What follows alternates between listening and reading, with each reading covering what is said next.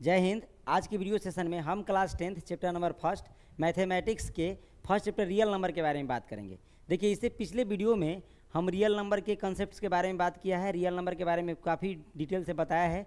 हमने एनसीईआरटी के according chapter number 1.1 को बनाया भी है पिछले वीडियो में, है ना। तो अब जो कहने का मतलब ये चैप्टर नंबर फर्स्ट का ऑब्जेक्टिव क्वेश्चन है, और ऑब्जेक्टिव क्वेश्चन बिहार बोर्ड में कितना मायने रखता है आपको पता है ना।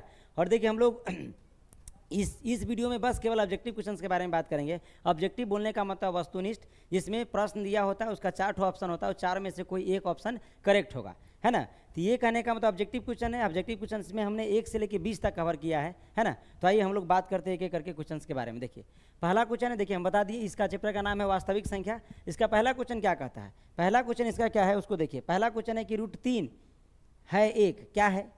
√3 के बारे में पूछ रहा है कि √3 क्या है। तो देखिए, थोड़ा हम लोग बात करते हैं। पिछले उसमें हमने समझाने की कोशिश भी पूरा किया है, रियल नंबर में बताया भी √3 क्या है। देखिए, √3 का जब हम लोग वर्गमूल निकालते थे 1.414 आता है। इसका वैल्यू जो आता है कितना आता है 1.414, है ना। डॉट डॉट डॉट, ये कहने का तो क्या, नॉन टर्मिनेटिंग नॉन रिपीटिंग यानी अशांत अनावर्त आता है ना। √3 का मान जो है वह क्या है, अशांत अनावर्त आता है। आप ये भी बोल सकते हैं कि रूट के अंदर में जितना भी संख्या है, रूट के अंदर में जितना भी संख्या लिखा जाए, यदि उसका वर्गमूल संभव नहीं है, सब के सब अपरिमेय संख्या, सीधा बोलिए। आप इतना नहीं समझते हैं तो इतना बात आप समझिए कि रूट के अंदर में जितनी भी संख्या है उसका वर्गमूल निकालना संभव नहीं है, तो वो सब के सब क्या है, अपरिमेय संख्या। कुछ भी संख्या ले लीजिए। अब जैसे रूट के अंदर में कहते हैं 5 को ले लीजिए। देखिए, इसका वर्गमूल क्या होगा, इसका वर्गमूल पॉइंट में आएगा, है ना। इसका वर्गमूल के अंदर कंप्लीट वर्गमूल नहीं निकला, यानी कहने का मतलब यह क्या, अपरिमेय संख्या। लेकिन रूट अंदर 4 लीजिए, इसका वर्गमूल तो 2 होता है, तो ये परिमेय संख्या है ना। तो रूट के अंदर वैसी संख्या जिसका वर्गमूल निकालना क्या है, कंप्लीट वर्गमूल नहीं निकाला जा सकता है, उसको क्या बोला जा सकता है, अपरिमेय संख्या बोला जाता है। क्या है, √3 क्या है, तो √3 कहने का तो क्या है, अपरिमेय संख्या होगा। ऑप्शन नंबर इसका क्या होगा, सी करेक्ट होगा। इस क्वेश्चन का ऑप्शन नंबर सी करेक्ट होगा, है ना। यानी ये √3 क्या है, तो एक अपरिमेय संख्या है। तो हम उम्मीद करते हैं आपको पहला क्वेश्चन समझ में आया होगा। नेक्स्ट क्वेश्चन के बारे में हम लोग बात करते हैं। आइए, नेक्स्ट क्वेश्चन कह रहा है क्या कि 2, 10, 20 के लौसा और मौसा का अनुपात क्या होगा। देखिए, लौसा का मतलब होता है लघुत्तम समापवर्तक, और मौसा का मतलब महत्तम समापवर्तक। तो 2, 10 और 20 का देखिए, हम चाहे तो इसको शॉर्ट में निकाल दें, लेकिन कोशिश करेंगे कि आप क्लास 10th के स्टूडेंट हैं तो देखिए निकाल के दिखाते हैं। जैसे देखिए, 2, 10, 20 है, तो 2 है हो, 10 है, और इसके बाद कितना है, 20 है। इसका हमको क्या निकालना है, लौसा निकालना है ना हो। तो लौसा जब निकालना है तो ऐसे ही ना देते हैं, लौसा लोग ऐसे नहीं निकालता है। इसको हम कहने का मतलब डिवीजन मेथड से निकाल देते हैं। 2 से करेंगे तो कितना हो जाएगा, 1, 5, 10, फिर कहने का तो कितना से लगाएंगे, 5 से, तो 1, 2 हो गया। अब कहने का तो इसको मल्टीप्लाई कर लेते, तो मल्टीप्लाई कीजिएगा तो कितना, 2 पंचे 10 और 10 दूने 20, यानी लौसा क्या आ गया, लौसा को एलसीएम बोलते हैं, यानी लौसा आ गया 20 हो गया। अब बात है कि मौसा का, तो मौसा कैसे निकालते हैं, छोटा वाला से बड़ा वाला नंबर में भाग देते हैं। तो 2 से 10 में तो कितना, 5 बार में, फिर कट गया, यानी क्या आया, 2 और 10 का एचसीएफ, जिस कंडीशन में शेषफल 0 के बराबर आ जाता है, उस कंडीशन का जो भाजक होता है वही क्या कहलाता है, एचसीएफ कहलाता है। तो 2 और 10 का एचसीएफ कितना आया, 2 आया। फिर अब क्या करेंगे, इस एचसीएफ से अब जो इससे बड़ा नंबर है था 20, उसमें भाग देंगे। तो 20 में भाग दीजिएगा, तो 2 दहाई के 20 सीधे लग जाएगा, आप सीधा समझ लीजिए, है ना। यानी एचसीएफ कितना आया हमारा, 2 आया। तो अब देखिए, लौसा हमारा 20 है, एचसीएफ हमारा कितना है, एचसीएफ हमारा कितना आया हो, 2 आया। अब समझना इस बात को है कि बोला है पहले क्या है, लौसा, एक बाद है मौसा का अनुपात क्या होगा। तो जे पहले होगा ना वो ऊपर रहेगा, बोले तो अंश में रहेगा यानी ऊपर, और जो बाद में आया वो कहने का तो क्या रहेगा, तो नीचे रहेगा। यानी इसमें बाद में क्या है, मौसा, तो मौसा रहेगा नीचे। तो लौसा और मौसा का अनुपात बोला, अनुपात का मतलब होता है भाग। तो देखिए, पहले लौसा है तो लौसा में भाग दे दीजिए, कथी से, मौसा से। तो लौसा कितना आया है, वो 20 आया है, और मौसा कितना आया, 2 आया है। तो भाग दीजिए, कितना होगा, 2 एकम 2 और 2 दहाई के 20, यानी 10/1, यही ना बोलेंगे। इसको रेशियो में लिखे तो क्या लिखेंगे, 10:1, यानी 10:1 जो आंसर होगा वही करेक्ट होगा, यानी ऑप्शन नंबर बी। अब कितने बच्चा क्या कहेगा पता है, 1, 10, है ना। अरे भाई, जो पहले है ऊपर, जो बाद में है से नीचे, इसको इसे लिखेंगे 10:1, है ना, 10:1। तो ऑप्शन नंबर बी इसका करेक्ट होगा। हम उम्मीद करते हैं आपको ये बात समझ में आया होगा। आइए नेक्स्ट क्वेश्चन की तरफ चलते हैं। नेक्स्ट क्वेश्चन क्या 3 है, कहता है क्या, नेक्स्ट क्वेश्चन 3 है, क्या बोल रहा है, 2 लगातार संख्याओं का मौसा का होगा। अरे वाह, 2 लगातार संख्याओं का मौसा का है। तो लगातार बोलने का मतलब होता है कॉन्सिक्यूटिव, एक के बाद एक, माने दू एक है, तेरा बाद दू, दू के बाद तीन, तीन के बाद चार, है ना। तब बोला लगातार संख्या, तो देखिए शुरू से करते हैं। पहला नंबर एक है तो बाद वाला कितना होगा, दू होगा।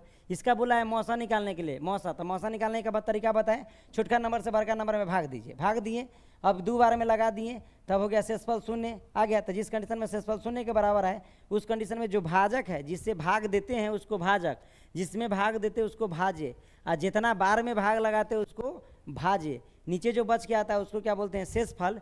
तो इससे भाग दिए हैं ना, तो हमने कहा कि जिस कंडीशन में शेषफल शून्य के बराबर आ जाए उस कंडीशन का जो भाजक होता है वही HCF कहलाता है। यानी HCF कितना हो जाएगा, 1 हो जाएगा। यानी एक और दो का निकाले, फिर उसी प्रकार दो तीन का निकाल के देखते हैं, दो और तीन का निकालें तो फिर वही हाल होगा, दो से भाग देंगे तीन में, फिर कितना आएगा, एक बार में लगाएंगे, फिर एक शेष बचेगा, एक में लगाएंगे, अब दो से, है ना।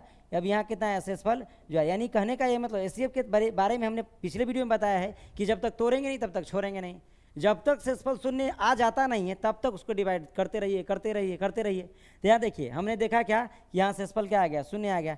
तो जब जिस कंडीशन में शेषफल शून्य के बराबर आ जाता है उस कंडीशन का जो भाजक होता है, भाजक बोले तो डिवाइजर, यानी ये क्या है, डिवाइजर 1 है, तो इसका HCF क्या होगा, 1 होगा। यानी कहने का यही मतलब हमने देखा क्या, एक नंबर इसको चेक किया, एक दो का, दो तीन का, यानी कंसेक्यूटिव संख्याओं का जब भी, मैंने कंसेक्यूटिव बोलने का मतलब लगातार, लगातार संख्याओं का जब भी HCF निकाला जाए तो हमेशा एक आएगा, है ना। तो इसमें एक है क्या, हाँ देखिए ऑप्शन नंबर बी में कहता है कि एक हो। यानी हम क्या बोलेंगे, दो लगातार संख्याओं का मौसा क्या होगा, तो दो लगातार संख्याओं का महत्तम समावर्तक बोले तो HCF हाईएस्ट कॉमन फैक्टर हमेशा 1 होगा, है ना। तो आइए हम लोग फिर कहते हैं नेक्स्ट क्वेश्चन की तरफ चलते हैं। अच्छा, इसी में थोड़ा क्वेश्चन को तो बदलता है, याद ये यहाँ देखिए, दो लगातार सम संख्या का है, सॉरी दो लगातार संख्याओं का कहा है। यदि कहता है कि दो लगातार सम संख्या का, क्या, दो लगातार सम संख्या का, तो मान लेते हैं दो है, एक बाद कितना होगा, 4 होगा। तो दो 4 का HCF निकालिएगा तो क्या हो जाएगा, हो फिर दो से भाग दीजिए कितना, 4 में, दो बार में लगेगा, तो यहाँ क्या है, दो बार में लगाएं तो यहाँ 4 आएगा, तो शेषफल शून्य, जिस कंडीशन में शेषफल शून्य के बराबर आता है उस कंडीशन का जो भाजक होता है वही HCF कहलाता है। तो ये क्या होगा, 2, यानी HCF कितना आ गया। तो कहता लगातार सम संख्याओं का, लगातार सम संख्या लगातार दो सम संख्याओं का मतलब HCF क्या होता है, यानी मौसा क्या होता है, तो 2 होता है, दो लगातार दो सम संख्याओं का। यहाँ क्या है, लगातार दो संख्याओं का क्या HCF होगा, तो 1 होगा, है ना। इसीलिए लगातार संख्या का कहा है, और बोला लगातार सम संख्याओं का, लगातार सम संख्याओं का HCF 2 होगा, है ना। ये इस क्वेश्चन के हिसाब से ऑप्शन नंबर बी इसका करेक्ट होगा। आगे हम लोग नेक्स्ट क्वेश्चन की तरफ बढ़ते हैं, आइए। हाँ, नेक्स्ट क्वेश्चन क्या कह रहा है, 4 नंबर कहता है 6, 8, 22, है ना। 6, 8, 22 का लॉस और मौसा का अनुपात ज्ञात कीजिए। फिर देखिए इस तरीके का क्वेश्चन अभी आया था, फिर हम लोग बात करते हैं। कहाँ चले गए भाई, 4 नंबर क्वेश्चन था ना, हाँ 4 नंबर क्वेश्चन को देखिए। 4 नंबर क्वेश्चन क्या कहता है, 6, 8, 22 का लॉस और मौसा ज्ञात कीजिए। आइए देखते हैं, लॉसा मौसा इसका ज्ञात करना है ना। तो देखिए ज्ञात करते हैं, इसको कैसे ज्ञात करते हैं। देखिए 6, 8, 22 का, तो 6 है, 8 है, 22 है। अब देखिए इसको थोड़ा फैक्टराइजेशन मेथड की तरफ चलते हैं, ठीक है ना। अभी जो हम डिवीजन मेथड छोड़ देते हैं, अब इसका 6 का फैक्टराइजेशन कीजिएगा तो क्या होगा, 2 गुने 3 हो जाएगा, यानी इसका हम लोग क्या अभाज्य गुणनखंड लिखते हैं। फिर 4 का लिखें तो क्या लिखेंगे, हो 2 गुने 2 लिखेंगे। ठीक उसी प्रकार 22 का लिखें तो क्या होगा, 2 गुने 11 हो जाएगा। अब HCF के बारे में बोले थे आपको कि HCF जो निकालते हैं ना, हो ये हम गुणनखंड विधि से निकाल रहे हैं, इससे पहले हम लोग भाग विधि से निकाल रहे थे। देखिए हम बोले थे HCF के बारे में जो सम में कॉमन होगा वो HCF होगा। तो सम में कॉमन क्या है, हो 2। आप बताइए तो बाकी सम में कॉमन है, जो सब में टपक जाए वो HCF में लिखा जाएगा, क्या हो जाएगा, 2। HCF कितना आ गया, 2। अब LCM के बारे में बात करते हैं कि LCM में क्या लिखेंगे। तो LCM के बारे में देखिए, जो सम में कॉमन है वो तो टपकबे करेगा LCM में, वो HCF में टपकेगा। तो HCF में कहने जो सम में कॉमन उसको तो हम लिखिए दिए, तो LCM में भी टपकेगा, तो उसको बाद में टपकाएंगे, फिलहाल कहने का तो देख लेते। देखिए अब क्या है, जो किसी में कॉमन है सबको लिखिए। तो देखिए 3 किसी में कॉमन है, ससुरा उसको भी लिखिए। 2 तो इस 2 किसी में कॉमन, तो ये दोनों 2 को लिखिए। फिर इसके बाद क्या है, 11 तो उसको भी लिखिए, और लास्ट में जो कहने तो HCF में टपका उसको भी लिखिए, तो यहाँ लिखिए 2। आपका यहाँ 11 होगा मेरे भाई, 11। अब मल्टीप्लाई कीजिए, कितना हो जाएगा, हो मल्टीप्लाई कीजिएगा तो 3 दूना 6, 6 दूने 12, 12 दूना 24, 24 से 21 में गुना, 24 से 11 में गुना कर दीजिए, तो यहाँ कितना हो जाएगा, 11। मल्टीप्लाई कीजिए, कितना हो जाएगा, 24 के 24, फिर 24, है ना, जोड़ दीजिए, कितना हो जाएगा, 4, 6, 264, यानी 22, 6, 8 का जो HCF आएगा वो हमको कितना आएगा, हो 64 आएगा, है ना। 264 आएगा, सॉरी 264 HCF आएगा। तब बोला क्या है कि लॉसा और मौसा का HCF, तो आपको अभी बोले जेकरा पहले चर्चा करेगा जिसका उसको रखेंगे ऊपर, बाद में जिसका चर्चा होगा उसको रखेंगे नीचे। तो नीचे रखिए, तब कैसे बनाएगा इसको थोड़ा देखिए। अब इसको देखना है तो बोला लौसा और मौसा का अनुपात निकालिए। तो लौसा कितना है मेरे दोस्त? 260, 260 है लौसा, तो 260 64 सॉरी लौसा है 264, तो 264। अब मौसा, मौसा बोले तो एचसीएफ कितना है? 2। अब 2 से क्या करेंगे? भाग देंगे। 2 से 2 इकाई 2, 2 से 2 इकाई 2, 2 तिहाई 6, 2 दूना 4, यानी 132 अनुपात 1 होगा कि नहीं होगा? 132 अनुपात 1। तो 132 अनुपात देखिए 1, ऑप्शन नंबर फर्स्ट है ना। 1 अनुपात 32 कोई नहीं समझेगा, जे पहले आएगा ओकरा ऊपर, जे बाद में आएगा ओकरा नीचे। तो देखिए जो पहले आया लौसा तो रख दिए ऊपर, बाद में आया मौसा, बाद में बोला है मौसा तो मौसा को रख दे नीचे। 132 अनुपात 1 आंसर होगा, यानी ऑप्शन नंबर फर्स्ट इसका करेक्ट होगा इस क्वेश्चन को। ठीक है, ये कहने का तो चौथा नंबर था। अब हम लोग बात करेंगे किसके बारे में हो? 5वां नंबर क्वेश्चन के बारे में। ताइए 5 नंबर क्वेश्चन को देखते हैं। 5 नंबर क्वेश्चन क्या कहता है? कहता है निम्नलिखित में से कौन अभाज्य संख्या है? अच्छा, अभाज्य संख्या किसको कहते हैं? अभाज्य संख्या के बारे में कहा जाता है कि वह संख्या जो 1 से और खुद से, वह संख्या जो 1 से और खुद से डिवाइड हो जाए वही संख्या अभाज्य संख्या है। मतलब बोलता है या तो हमको कोई 1 डिवाइड करेगा, कोई संख्या 1 कहने का हमको केवल 1 डिवाइड कर सकता है और हम खुद में डिवाइड हो सकते हैं, बाकी किसी थर्ड नंबर का औकात नहीं जो हमको डिवाइड कर दे, उसको हम लोग क्या बोलते हैं? अभाज्य संख्या बोलते हैं। अंग्रेजी में उसको क्या बोलते हैं? प्राइम नंबर बोलते हैं। उसको अंग्रेजी में क्या बोलते हैं? Prime number. तो आइए मेरे दोस्त, प्राइम नंबर किसको कहते हैं? प्राइम नंबर को हिंदी में ही अभाज्य संख्या बोलते हैं, है ना। प्राइम नंबर को हिंदी में क्या बोलते हैं? अभाज्य संख्या बोलते हैं। तो अभाज्य संख्या कहने तो किसको कहते हैं? वह संख्या जो 1 से खुद से डिवाइड हो उसको हम लोग क्या बोलते हैं? अभाज्य संख्या। तो बताइए वैसन संख्या कौन है? वो 2। और कितना आदमी कहेगा क्या कि 1 भी अभाज्य संख्या है? नहीं। देखिए, एक अभाज्य संख्या क्यों नहीं है उसके बारे में चर्चा करना बहुत जरूरी है। देखिए पिछले वीडियो में भी चर्चा हुआ है, इसमें भी कर देता हूँ। अभाज्य संख्या के बारे में कहा जाता है कि वह संख्या जो 1 से खुद से डिवाइड हो उसको हम लोग बोलते हैं अभाज्य संख्या। लेकिन अभाज्य संख्या के बारे में एक और परिभाषा है कि वह संख्या जिसका मात्र 2 अलग अलग फैक्टर हो उसको हम लोग अभाज्य संख्या कहते हैं। अब बताइए फैक्टर बोलने का क्या मतलब है? जैसे 2 का फैक्टर क्या क्या हो सकता है? तो 2 में 1 से भाग लगेगा और 2 से भाग लगेगा। मैंने एक संख्या को जो संख्या डिवाइड कर सकता है वह सभी संख्या उस संख्या का फैक्टर कहलाएगा। जैसे 2 के फैक्टर की बात करूं तो 1 से ही भाग लग जाएगा, इसमें 2 से ही भाग लग जाएगा, तो 1 और 2 दोनों इस 2 का फैक्टर है।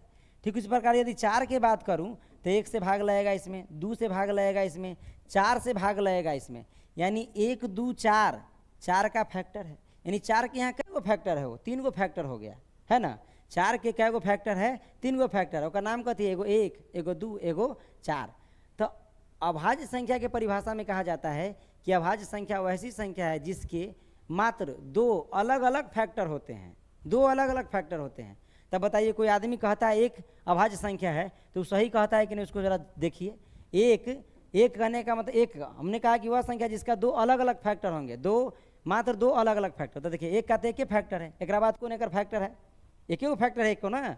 मैंने कहा कि 2 गो फैक्टर होना चाहिए और दोनों अलग अलग होना चाहिए, है ना। जैसे 2 का देखिए, 2 का फैक्टर क्या है? एगो 1 है, एगो 2 है। बताइए दोनों अलग अलग फैक्टर नहीं है इसका।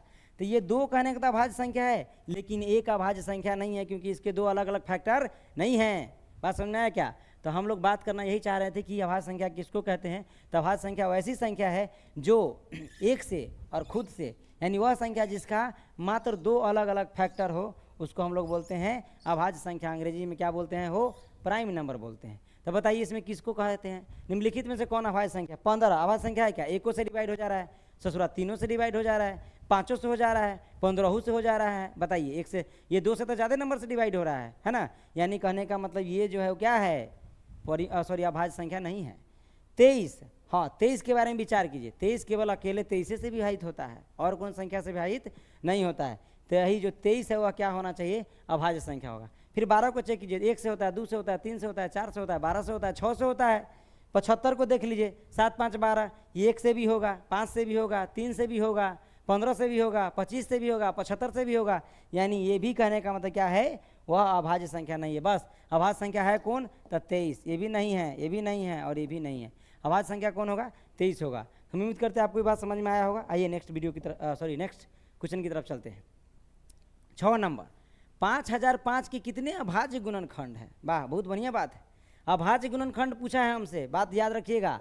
सीधे कहने का मतलब ये नहीं कहा कि इसके कितने गुणनखंड है, सीधे कहा हमको क्या अभाज्य गुणनखंड कितने हैं।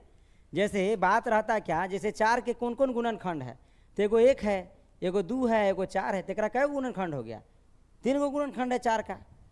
लेकिन इसका कहता है 4 के कितने अभाज्य गुणनखंड है, 4 के कितने, जैसे सीधे कहता कि 4 का गुणनखंड कितना है, तो 1 है। गुणनखंड बोले तो फैक्टर, 4 के फैक्टर कौन कौन है, तो 1 है, 2 है, 4 है।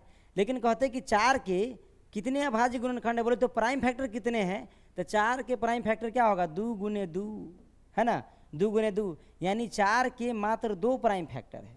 4 के कितने फैक्टर हैं, तो 4 के मात्र 2 प्राइम फैक्टर, 2 गुने 2 2। बात समझा क्या। फिर उसी प्रकार कहता है क्या कि 5 के कौन कौन प्राइम फैक्टर है, तो बस 5 के बेचारा केवल 5 है अकेले, है ना, यही इसका 5 के एगो प्राइम फैक्टर है। लेकिन सीधे कहता है कि इसका फैक्टर कौन कौन है, तो 1 और 5 दोनों फैक्टर है। लेकिन कहता प्राइम फैक्टर कौन है, तो बस 5 के केवल एगो 5 फैक्टर है। बात समझा क्या। तो प्राइम फैक्टर और सीधा फैक्टर में हमको लगता है कि आपको अंतर समझ में आ गया होगा। प्राइम फैक्टर बोलने का मतलब है कि कौन कौन प्राइम नंबर है जो उसको डिवाइड कर सकता है ना। और यहाँ देखिए, तो 4 का तो 3 गो फैक्टर है, प्राइम फैक्टर की बात किया तो 2 गुने 2। लेकिन बोले 5005 के कितने अभाज्य गुणनखंड है, बोले तो प्राइम फैक्टर है। तो हम लोग क्या करेंगे, 5005 को ऐसे लिखेंगे, 5005 है ना हो। अब इसको क्या करेंगे, फैक्टर तोड़ते हैं। आइए तोड़िए, ऐसे ही तोड़ेंगे ना हो। अब बताइए 5 से तो में आसानी से लग जाएगा, 5 से लगा दीजिए, 5 इकाई 5 0 0 5 है ना। अब देखिए सॉरी यहाँ एक होगा ना, है ना, यहाँ क्या हो जाएगा, 1 हो जाएगा। अब यहाँ देखिए, यहाँ 1 हो जाएगा, 1 होगा। अब देखिए तो 7 के रूल को फॉलो करता है, 7 की विभाज्यता के नियम को।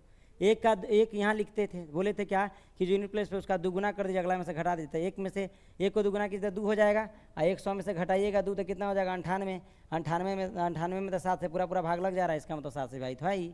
तब क्या है, 7 से लगाइए। अब 7 से लगाइएगा तो क्या होगा, 7 एकम 7 है ना, बच गया इसमें 3, तो 7 चौक 28, अब बच गया 2 तो 7 और 21 हो गया। अब देखिए, अब बोले थे ये कहने का मतलब अब 11 की विभाज्यता के नियम पर चला गया, तो 11 से लगाइए, 11 एकम 11 हो जाएगा क्या, अभी बच गया 3 तो 11 3 33, यानी 13 12 में लग गया। यानी इसको हम लोग लिखना चाहे तो क्या लिख सकते हैं, 5005 बराबर क्या लिख सकते हैं हो, 5 गुने 7 गुने 11 गुने 13 है ना। तो बताइए सब तो में प्राइम नंबर है, तो प्राइम फैक्टर कै गो है, 1 गो 2 गो 3 गो 4 गो, यानी 5005 का कै गो प्राइम फैक्टर है, तो 4 गो है ना। यानी ऑप्शन नंबर क्या हो जाएगा, 20 का करेक्ट होगा। ठीक उसी प्रकार हम लोग नेक्स्ट क्वेश्चन के बारे में बात करते हैं। आइए नेक्स्ट क्वेश्चन क्या है, नेक्स्ट क्वेश्चन कहता है क्या, 96 का अभाज्य गुणनखंड क्या है। वाह, ये भी तो वही बात है, 96 का कहा है अभाज्य गुणनखंड क्या है, तो वही बात। फिर क्या करेंगे, इसका फैक्टराइजेशन कर दीजिए, प्राइम फैक्टर निकाल दीजिए, प्राइम फैक्टर फैक्टराइजेशन निकालिए। 96 को तोड़िए, 2 से तोड़िए तो कितना होगा, 2 चौके 8, 2 8 16 48, 2 से 2 दूने 4, 2 चौके 8, 2 से 2 एकम 2, 2 दूना 4, फिर 2 से 6 बार में, 2 से कितना बार में, 3 बार में होगा क्या। इसको लिखना चाहे तो क्या लिख सकते हैं, 2 गुने 2 क्या को 2 है हो, 1 2 3 4 5, तो 2 गुने 2 होगा, गुने फिर 2 4 को 2 फिर एगो 2 और गुने एगो 3 हो जाएगा ना। अब देखिए 1 2 3 4 5, तो 2 के पावर 5 तो हम लिख ही सकते हैं, और गुने 3 लिख सकते हैं। बताइए इसमें कौन ऑप्शन है, 2 के पावर 5 गुने 3, ऑप्शन नंबर सी करेक्ट होगा, है ना। इस क्वेश्चन का ऑप्शन नंबर सी करेक्ट होगा। ठीक है, तो आइए फिर हम लोग नेक्स्ट देखते हैं। हाँ नेक्स्ट क्वेश्चन क्या है, देखिए नेक्स्ट क्वेश्चन क्या है, देखिए नेक्स्ट कहता है निम्नलिखित में से कौन परिमेय संख्या, वाह कौन परिमेय संख्या है। देखिए अपरिमेय संख्या के बारे में, रूट के लोचा के बारे में बता ही दिया है कि कोई भी संख्या जो रूट के अंदर में है उसका कंप्लीट वर्गमूल नहीं निकाला जा सकता है, सब के सब अपरिमेय संख्या है। अब देखिए इसमें ये 2 माइनस रूट 3 है, देखिए 2 माइनस क्या है हो, रूट 13 है। ये कहने का मतलब क्या, इसका वर्गमूल नहीं निकलेगा, घटेगा तो फिर कहने का मतलब क्या होगा, दशमलव के रूप में आ जाएगा, जो कि नॉन टर्मिनेटिंग नॉन रिपीटिंग होगा, यानी अशांत अनावर्त होगा, इसलिए भी क्या हो जाएगा, अपरिमेय संख्या। परिमेय संख्या तो ये नहीं है, लेकिन हमें परिमेय संख्या चूज करना है, तो यह अपरिमेय संख्या। देखिए रूट 15 एक कंप्लीट वर्गमूल नहीं निकलता, ये भी अपरिमेय संख्या है। ये देखिए रूट 3 बट्टा रूट 3, अच्छा देखिए इस पर गौर कीजिए हो, रूट 3 अब बट्टा में फिर क्या है, रूट 3 देख रहे हैं, तो रूट 3 से रूट सॉरी ये है सीधे रूट 3 नीचे में कितना है हो, सीधे रूट 3, तो रूट 3 से रूट 3 कैंसिल, बच कितना गया 2, यानी 2 आया था, 2 क्या है परिमेय संख्या है, यानी ऑप्शन नंबर एक क्या होगा, सी करेक्ट होगा, है ना। ऑप्शन नंबर सी इसका क्या होगा, करेक्ट होगा। तो आइए नेक्स्ट क्वेश्चन क्या है, कहता सबसे छोटी भाज्य संख्या और सबसे छोटी अभाज्य संख्या का मौसक कितना होगा। वाह देखिए क्या है, सबसे छोटी क्या है, छोटी भाज्य संख्या। अच्छा, भाज्य संख्या किसको कहते हैं? वो भाज्य संख्या के बारे में हमने पिछले वीडियो में बात किया है। भाज्य संख्या के बारे में कहा जाता है कि वह संख्या जिसका 2 से ज़्यादा फैक्टर हो उसको भाज्य संख्या कहते हैं। जैसे 4 का क्या कौन कौन फैक्टर है? एगो 1 है, एगो 2 है, एगो 4 खुद है, तो 2 से ज़्यादा फैक्टर नहीं हो गया, तो 4 क्या है? भाज्य संख्या है। तो बोला कि सबसे छोटा भाज्य संख्या है, तो सबसे छोटा भाज्य संख्या तो 4 है ना, क्योंकि 1 तक कहने का मतलब क्या है? विषम संख्या है ना। तो 1 का तो छोड़िए दीजिए, 2 का बात करूँ तो 2 कहने का मतलब क्या है? तो वो सम संख्या भी है और वह अभाज्य संख्या भी है। 3 की बात करूँ तो वो भी कहने का मतलब क्या है? विषम संख्या है और अभाज्य संख्या है। 4 के बारे में बात करें तो हमने देखा क्या, इसका 2 से ज़्यादा फैक्टर है, मीन्स ये कहने का मतलब क्या है? 4 भाज्य संख्या। तो सबसे छोटा भाज्य संख्या 4 हो गया। इसके बाद बोला है सबसे छोटी अभाज्य संख्या भी, तो सबसे छोटी अभाज्य संख्या 2 है, तो इसी को कहा जाता है सबसे छोटी अभाज्य संख्या या सबसे छोटी विषम, सबसे छोटी सम अभाज्य संख्या भी 2 ही है ना। तो सबसे छोटी भाज्य संख्या क्या है? 2। अभी दोनों का क्या करना है? मौसा निकालना है ना, हो तो मौसा निकाल दीजिए। तो 2 से क्या करेंगे? 4 में भाग दे देंगे, तो 2 बार में लग गया है ना, शेषफल शून्य, सॉरी 4 आ गया यहाँ पे, तो 4 में 4 गया तो शेषफल शून्य हो गया। तो जिस कंडीशन में शेषफल शून्य के बराबर आता है उस कंडीशन में जो भाजक है, जो भाजक वही एचसीएफ होता है, तो क्या होगा? इसका एचसीएफ 2 होगा, यानी ऑप्शन नंबर बी इसका करेक्ट होगा, है ना। आइए नेक्स्ट क्वेश्चन की तरफ चलिए। नेक्स्ट क्वेश्चन क्या कहता है? कहता है यदि ए और बी अभाज्य संख्या है तो ए और बी का लॉसा क्या होगा? बताइए, लॉसा कह रहा है, लॉसा। अब जैसे देखिए 3 है और 4 है, ये दोनों में कुछ कॉमन नहीं ना है। 3 4 में क्या कॉमन? बस केवल एक कॉमन है, इसके अलावा कोई नंबर कॉमन नहीं है। मतलब जब कोई संख्या दिया है उसमें कॉमन एक के अलावा कोई दूसरा नंबर नहीं आ रहा है, तो चुपचाप दोनों को एलसीएम निकालने के लिए क्या करते हैं? चुपचाप दोनों को मल्टीप्लाई कर देते हैं। जैसे 3 4 का एलसीएम क्या होगा? 4 3 12, बात खत्म, है ना, एलसीएम हो गया 12। जैसे 8 है, इधर 5 है, बताइए एकरा में एक के अलावा कोनो कॉमन है? नहीं है, तो इसका एलसीएम क्या होगा? तो 8 गुने 5 होगा, यानी 8 पंचे 40 हो जाएगा। यानी 2 गो संख्या है उसमें एक के अलावा कोई दूसरा नंबर कॉमन नहीं है, तो उसका एलसीएम निकालने के लिए हम क्या करें? डायरेक्ट दोनों को मल्टीप्लाई कर देते हैं। तब बताइए ए और बी में, ए में कहें तो क्या कॉमन होगा? एक कॉमन होगा, ए का कोफिशिएंट ए होगा, ए सॉरी ए का कोफिशिएंट 1 होगा, बी का कोफिशिएंट 1 होगा, दोनों में कॉमन 1 है, यानी ए और बी का जब एलसीएम निकालने की बात आएगा तो दोनों में कुछ कॉमन है, डायरेक्ट मल्टीप्लाई कर दिए, ए और बी का एलसीएम क्या हो जाएगा?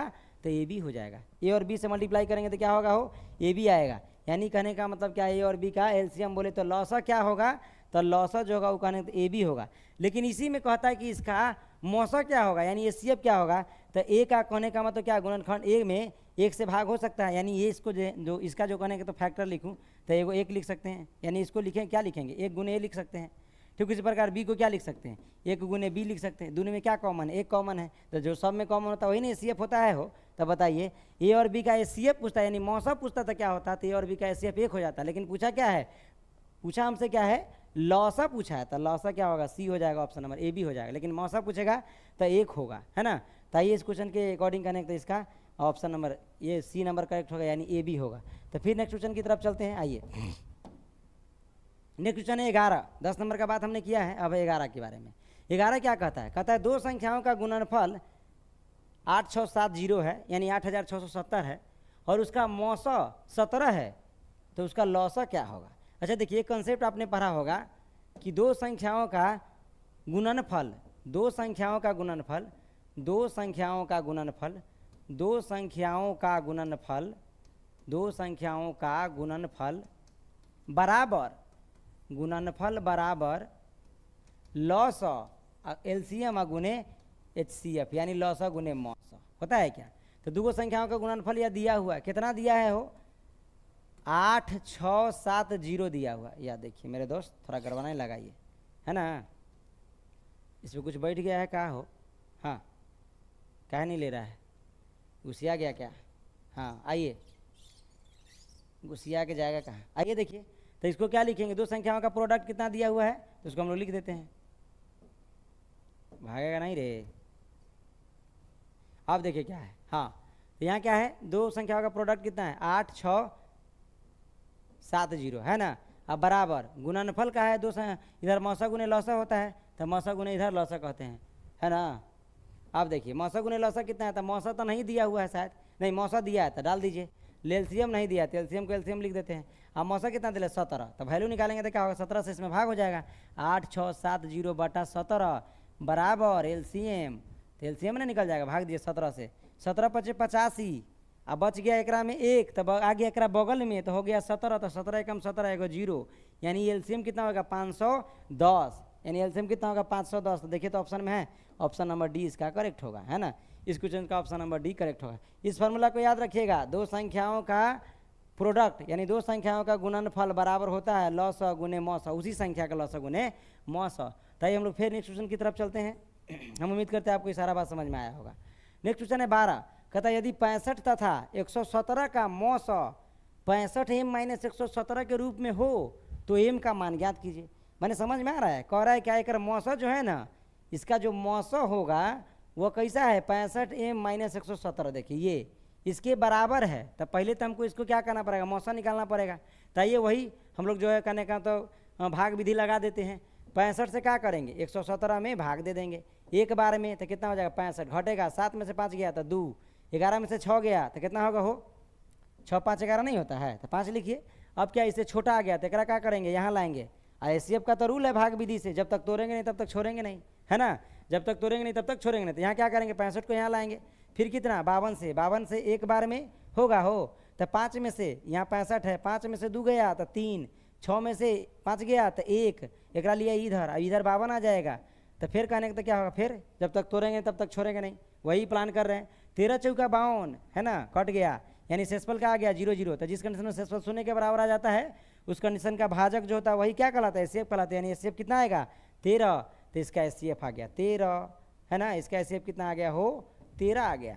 लेकिन ये बोला क्या है कि इसका एचसीएफ जो है ना, इसका जो एचसीएफ है वो कैसन है, ऐसन है, ऐसन इसके बराबर है, मतलब अई रूप का है। तो क्या करना पड़ेगा, एकरा से एकरा बराबर कर देते हैं, तो कर दीजिए ना हो।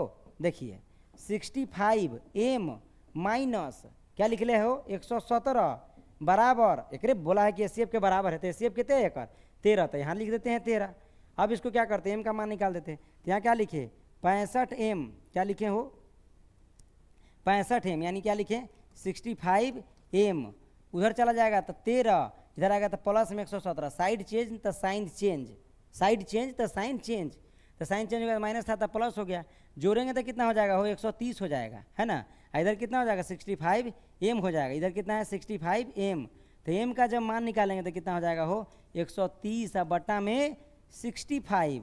अब भाग दीजिए, 13 से 13 दाएँ की 130, और 13 से 13 पचे 65, 5 से 5 दूने 10, है ना, तो 2 आया। यानी कहने का मतलब m का मान क्या होगा हो 2 होगा। यानी ऑप्शन नंबर एक कौन करेक्ट होना चाहिए, बी करेक्ट होना चाहिए, है ना। तो आइए हम लोग फिर नेक्स्ट क्वेश्चन के बारे में बात करते हैं। नेक्स्ट क्वेश्चन क्या है, देखिए नेक्स्ट क्वेश्चन है 13 नंबर, अरे सॉरी 20 आ गया, वाह क्या बात है। एक बाद 12 था, एक बाद 20 है, तो 20 को भी देखिए लेते हैं, 20 बादों में आएगा, वैसे अभी देख लेते हैं क्या दिक्कत है। नहीं 20 करने का मतलब नहीं, आप लोग 20 को देखिए लेते हैं, दिक्कत क्या है। 20 को देखिए, कहता है कि यदि तथा 2 अभाज्य संख्याएँ हैं तो उनका मौसा क्या होगा। क्या बात है, क्या विचित्र मामला भाई। यदि तथा 2 अभाज्य, सीधे समझिए, ये तथा को छोड़ दीजिए, गोली मारिए, इससे दूसरा कुछ नहीं है यहाँ पे। यदि 2 अभाज्य संख्याएं हैं तो उसका मौसा क्या होगा। लेकिन यहाँ एक और बात है, 2 अभाज्य संख्या है तो उसका मौसा क्या होगा। कोनो 2 अभाज्य संख्या आप ले लीजिए, उसका मौसा जो होगा ना हमेशा 1 आएगा। कोनो 2 अभाज्य संख्या ले लीजिए, जैसे 13 अभाज्य संख्या है कि नहीं, क्योंकि इसमें 1 से भाग लगता है, 13 से भाग लगता है। फिर ले लीजिए 17, और दोनों का एचसीएफ निकाल के देखिए, 13 में आप भाग दे दीजिएगा, ऐसा ही ना दीजिएगा हो, 13 एकम 13, तो कितना शेष बचेगा हो 7 में से 3 गया तो कितना होगा 4, फिर लाइएगा इधर तक 13, है ना, जब तक तोड़ेंगे नहीं तब तक छोड़ेंगे नहीं। तो फिर क्या 4 तिया 12, फिर कितना शेषफल हो गया 1, 1 से फिर करेंगे 4 में, तो 4 बार में शेषफल हो गया 0, एचसीएफ हो गया 1। यानी हमने क्या देखा कि किसी भी 2 अभाज्य संख्या का एचसीएफ निकालने की बात हो तो हमेशा 1 आएगा। तो ऑप्शन नंबर इसका डी करेक्ट होगा, है ना। इसका ऑप्शन नंबर डी जो होगा वह करेक्ट होगा, यानी 1, है ना। यानी 2 अभाज्य संख्या का एचसीएफ जो होगा हमेशा के लिए 1 ही आएगा। आइए 14 नंबर आप देखते हैं, कहता है निम्नलिखित में से कौन सी अभाज्य संख्या है, तभी बताएं। अभाज्य संख्या ऐसी संख्या जिसमें 1 से और खुद से भाग लगता है उसको अभाज्य संख्या बोलते हैं। तब बताइए 29 है, 16 है, 15 है। 33 में देखिए 1 से लगता है, 33 से लगता है, 3 से लगता है, 11 से लगता है, नहीं होगा, ये कहने का तो अभाज्य संख्या नहीं है। 15 में अभी बताया, पिछले भी चेक किया, 1, 5, 3, 15, है ना, ये भी नहीं। 16 में 2 से भी लगता है, 4 से भी लगता है ना। इसके बाद 29 में बस केवल 29 से लगता है, यानी ऑप्शन नंबर 1 क्या होगा करेक्ट, ऑप्शन नंबर 1 करेक्ट होगा। 29 अभाज्य संख्या है। 15 नंबर देखिए क्या कहता है, हाँ बड़ी शानदार बात लिखा है, कहता है 0.3 के रेकरिंग, क्या लिखा है हो 0.3 के रेकरिंग का परिमेय रूप लघुत्तम होता है, माने परिमेय के रूप में बता। देखिए जबकि संख्या के रेकरिंग लगा हो ओकर मतलब है कि ओकरा नीचे एगो 9 है। जैसे मान लेते 0.23 का रेकरिंग लिखल है, इसका मतलब हुआ कि 23/99, 23/99। और ये 0.3 लिखल है, एकर मतलब है कि 3/9, यानी एगो नंबर पर रेकरिंग है तो 3/9। अब बोला इसका लघुत्तम तो काट दीजिए, 3 एकम 3, लघुत्तम माने छोटा, लघुत्तम समावर्तक ना समझ आइएगा, है ना। 3 से 3 एकम 3 और 3 तिहाई 9, तो बोले थे क्या 1/3 होगा, तो 1/3 देख लीजिए कौन में है, ऑप्शन नंबर सी में है। यानी 15 क्वेश्चन का आंसर होगा 1/3। 0.3 का लघुत्तम रूप क्या होगा, तो जब किसी बता ही दिए कि जब की संख्या का रेकरिंग हो तो उसके नीचे 9 होता है, उसको हटाने के बाद तो 3/9, इसको काट दिया तो 1/3। अब नेक्स्ट क्वेश्चन के बारे में बात करते हैं, आइए। नेक्स्ट क्वेश्चन क्या है, कहता है 16 7 प्लस 3√2 है, क्या बात है, बोला है क्या कि क्या है, हमने आपको बता दिया 7 है। देखिए कोई भी संख्या जो रूट के अंदर में जिसका वर्गमूल कंप्लीट वर्गमूल निकालना मुश्किल है, नहीं निकाला जा सकता है ना, तब उसको कहने का मतलब हम लोग क्या बोलेंगे, अपरिमेय संख्या। तब बताइए ये √2 है, एक निकालना मुश्किल है, एकरा से कुछो गुना कर दीजिए और कुछो जोड़ दीजिए, है ना। ये कहने का मतलब जैसा जैसे इसका निकाले तो कंप्लीट, इसमें कहने तो √2 आ गया, जैसे ये 7 है और प्लस 3√2 है, यहाँ इसका जो कहने का मतलब क्या है, नॉन रिपीटिंग, यानी कंप्लीट नहीं निकालती, तो अपरिमेय संख्या है। अपरिमेय संख्या में ही परिमेय संख्या जोड़ेंगे तो ये अपरिमेय संख्या ही आएगा, यानी ये भी क्या है, अपरिमेय संख्या है। तो देखिए क्या ऑप्शन नंबर बी इसका करेक्ट होगा, अपरिमेय संख्या, है ना। तो 16 समझ में आया। नेक्स्ट हम लोग बात करते हैं 17 निम्नलिखित में से कौन सी परिमेय संख्या है, क्या परिमेय संख्या देखना है। तो ये तो पहला ही अपरिमेय संख्या होगा, पहला नंबर, इसके बारे में तो आप बढ़िया से जानते हैं, उसको जानने की जरूरत नहीं है। ये परिमेय संख्या नहीं है, अपरिमेय संख्या है। ये भी अपरिमेय संख्या है। इसके बाद 4 - √5, ये भी अपरिमेय संख्या है, तो ये भी आंसर नहीं होगा। नहीं होगा, नहीं होगा तो होगा कौन हो, ये होगा। क्यों होगा, क्योंकि 16 है तो 16 के वर्गमूल कितना होता है, 4 होता है, तो 16 का वर्गमूल 4 है, यानी कहने का मतलब यह क्या है, परिमेय संख्या है। पी बटे क्योंकि रूप का है, पी और क्यों पूर्णांक है ना, इसीलिए कहने का क्या मतलब है कि यह हमें कौन, इसमें कौन परिमेय संख्या है, तो 16 परिमेय संख्या रूट अंदर। आगे बात करिए। अगला 18 5, 15 और 20 के लौसा और मौसा का अनुपात क्या बताइए। इसने तो 3 को क्वेश्चन ही लगा के पूछ दिया है ना, क्या है 5, 15, 20। लौसा की बात करूँ तो आप लोग को ऐसा ही जानिए थे। देखिए लौसा का तो थोड़ा शॉर्ट में निकालना सिखाए हो, 5, 15, 20 है। देखिए इसका लौसा क्या होगा, तो इसमें सबसे पहले क्या कीजिए, बड़का नंबर को चूज कर लीजिए, है नहीं, उसे मत सीखिए अभी, आप अभी कहने का तो आप मत सीखिए। 5 का फैक्टराइजेशन कीजिए तो क्या होगा, 5 के 5, 15 को लिखे तो कितना हो जाएगा, 3 गुने, कहने का मतलब क्या लिख सकते हैं 5। 20 का प्राइम फैक्टराइजेशन करेंगे तो कितना लिख सकते हैं, 2 गुने 2 गुने 5, है ना। सब में जो कॉमन है वो क्या होता है, एचसीएफ में लिखाता है। सब वाला कॉमन कहाँ जाएगा, एचसीएफ में। तो 100 में कॉमन देखिए क्या है, 5। देखिए 100 में कॉमन है तो एचसीएफ हो जाएगा 5, कोई दिक्कत है क्या।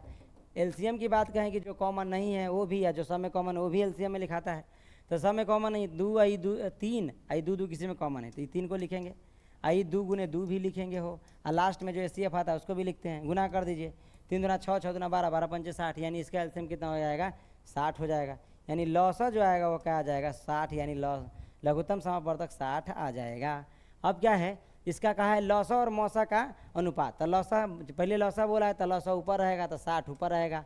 मौसा बाद में बोला है तो मौसा बाद में नीचे आएगा। तो मौसा कितना है, 5, काट दीजिए, 5 इकाई 5, अब 12 12 में ये भी कट जाएगा, यानी 12:1 हो जाएगा इसका आंसर। 12:1 ये आंसर होगा, 12:1। तो 12:1 किसमें है, क्या ऑप्शन नंबर डी में है, यानी इसका डी ऑप्शन करेक्ट होगा। आइए नेक्स्ट क्वेश्चन के बारे में हम लोग फिर बात करते हैं। नेक्स्ट 19 कहता है किसी पूर्णांक m के लिए सम संख्या का रूप है। अच्छा पूर्णांक m के लिए बोला है हो, तो देखिए तो क्या है m बोलने का क्या मतलब यहाँ है, m कहने तो कोई पूर्णांक होगा, तो सम संख्या के लिए क्या होना चाहिए, तो सम संख्या के लिए देखिए m का मान यदि 1 रखते हैं यहाँ पे, तो ये वो 1 में 2 जोड़ेंगे तो कितना हो जाएगा, 3 हो जाएगा, तो तभी सम संख्या हो जाएगा। हटाइए, यहाँ 1 डाल के देखते तो देखिए 2 है, 1 यहाँ डालेंगे तो 2 1, ये भी कहने तो कितना हो जाएगा, 3 हो जाएगा। नहीं, यहाँ कहने का तो यदि हम क्या डालते हैं, 2 डालिए, आप 1 डालिए तो यूँ कहते तो सम संख्या आया। इसके बाद कहने का तो 2 डालिए तो 4 आया, फिर भी सम संख्या आया। 2 गुने यहाँ पर आप 3 डालिए तो 6 आया, फिर भी सम संख्या आया। ठीक उसी प्रकार यहाँ 2 m के जगह पर आप कहने तो क्या डालिए, हाँ 4 डालिए तो यूँ कहते 8 सम संख्या आया। यानी ये जो है m के लिए ये कहने का तो क्या है, पॉसिबल है, किसी भी पॉजिटिव पूर्णांक के लिए क्या है, सम संख्या आएगा। यानी ऑप्शन नंबर क्या होगा, सी इस क्वेश्चन का